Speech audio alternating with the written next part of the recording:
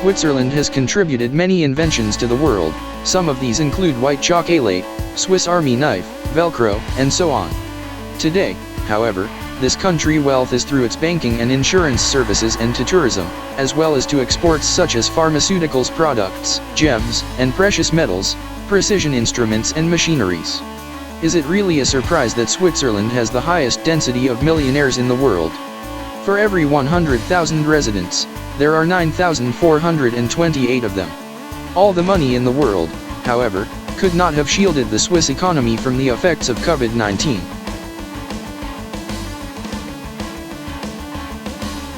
Kuwait's territory is majorly covered with flat Arabian desert. It was only in 1938 that oil was discovered under its sands. Kuwait makes up over 6% of the world's total reserves. The oil industry accounts today for about 40% of the country's GDP and over 90% of its exports. However, the government announced the first budget deficit in more than a decade. The country has since then taken steps to diversify its economy by allowing 100% foreign ownership in a number of sectors and offering various tax breaks to investors. The story, however, is entirely different when it comes to foreign workers. Faced with the economic uncertainty brought by the pandemic,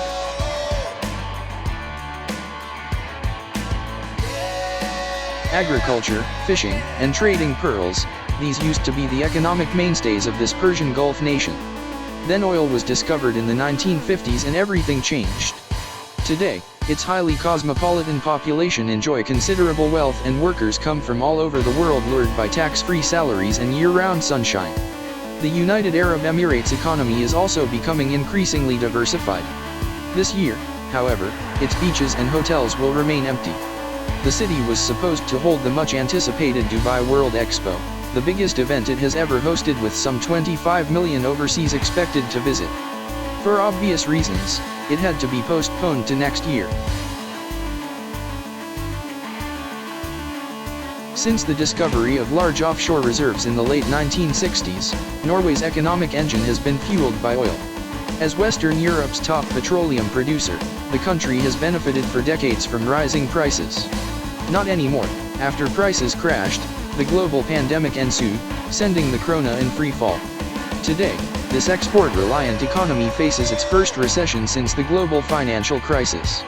On the other hand, Norwegians can always count on their $1.2 trillion sovereign wealth fund, the world's largest. Not only that, high per capita GDP figures are truly a reflection of people's financial well-being. Until recently, Ireland seemed unstoppable. While the rest of Europe was facing all sort of uncertainties, the Irish economy just kept humming along. In 2019, while the Eurozone grew only 1.2%, it expanded by over 5.5%, consolidating its role as the fastest growing country on the continent. Ireland was one of the hardest hit by the global downturn. Following some politically difficult reform measures, the island nation regained its fiscal health, boosted its employment rates and saw its per capita GDP almost double to its current levels.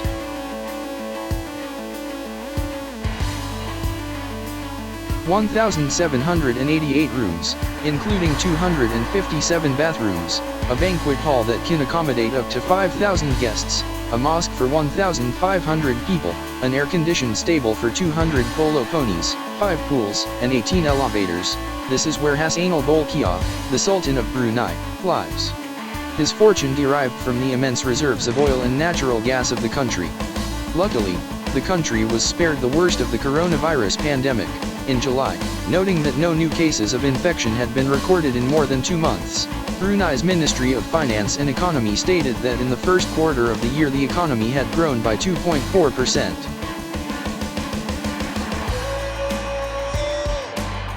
Singapore is an affluent fiscal haven where capital gains and dividends are tax-free. When the city-state became independent in 1965, 1/2 of its population was illiterate. With virtually no natural resources, Singapore pulled itself up by its bootstraps through hard work and smart policy, becoming one of the most business-friendly places in the world. Today, Singapore is a thriving trade, manufacturing, and financial hub. Even most importantly, 97% of the adult population is now literate. That is not as saying that it has been immune from the effects of the global downturn. In the second quarter of the year, the economy plummeted a record 41%.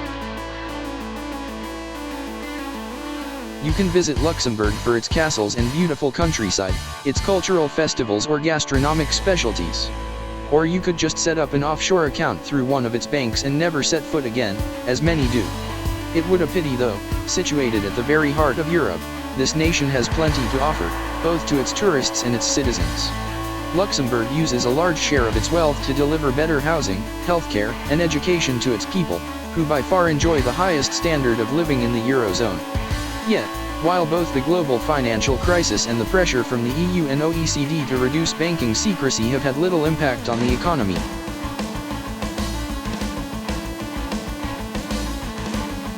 In Asia's gambling capital, many are betting that Macao will climb to the first spot of the richest nations ranking very soon.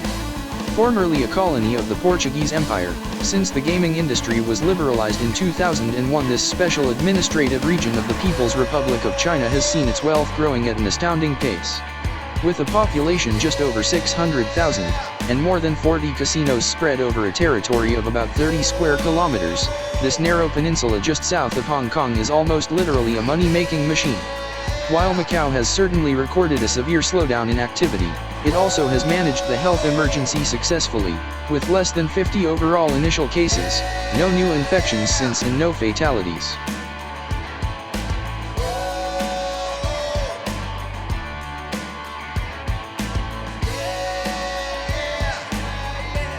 About $15,000 is, on average, how much each Qatar citizen has lost every year since the hydrocarbon prices started dropping in 2014. Still, the country's oil, gas, and petrochemical reserves are so large, and its population so small that this marvel of ultra-modern architecture, luxury shopping malls and fine cuisine has managed to top the list of world's richest nations for 20 years. Similarly to many other Gulf states, COVID-19 spreading among low-income migrant workers living in crowded quarters at furious speed. Yet, surprisingly, the economy is projected to keep growing over the medium term amid a rise in gas production and investment in preparation of the 2022 World Cup.